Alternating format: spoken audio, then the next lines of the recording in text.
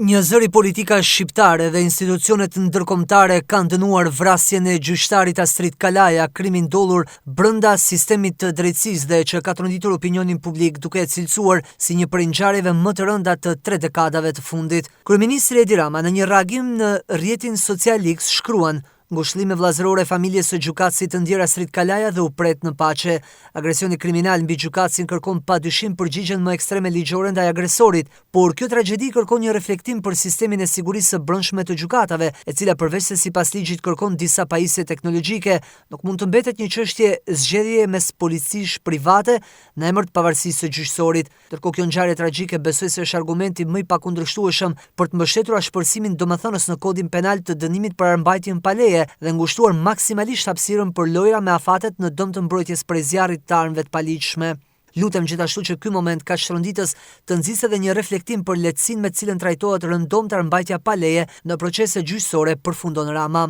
Kreu i shtetit Bajram Begaj në reagimin e tij shkruan: jam thellësisht i tronditur dhe dënoj me gjuhën më të ashpër aktin e patolerueshëm të vrasjes në krye detyrës të gjyqtarit Astrid Kalaja. Ky sulm i tmerrshëm ndaj gjyqtarit të shuar, por dhe ndaj drejtësisë si të tillë, duhet përballet nga gjithë shoqëria me përbuzjen dhe mos pajtimin më thellë, sepse ky akt është atentat makabër ndaj vetë sistemit, tek i cili ka themelet bashkëtesa dhe paqja sociale. Në emër të shtetit i gjendem pranë familjes së të ndjerit dhe kolegëve të tij të afërt e të largët, si dhe shpres solidaritetin e plotë të shqiptarëve me dhimbjen e pakufishme për humbjen. Kryedemokrati Sali Berisha, me ngushëllime të shprehura ndaj familjes dhe të afërmve të gjyqtarit, thekson se vrasja e Astrid Kalas në sallën e gjyqit është një akt kriminal që duhet dënuar maksimalisht. Duke shprehur ngushëllimet më të ndjera familjes, miqve dhe të afërmve të gjyqtarit të ndjer Kalaja, dënoi me forcën më të madhe aktin e shëmtuar dhe kriminal ndaj gjyqtarit në sallën e gjyqit, dëshmi e kontrollit të rendit nga krimi dhe pasigurisë së madhe që ekziston sot në vend, kërkoi dënimin më të rreptë ligjor për ekzekutorin dhe porositësit e këtij krimi shumë të rënd, përfundon Berisha.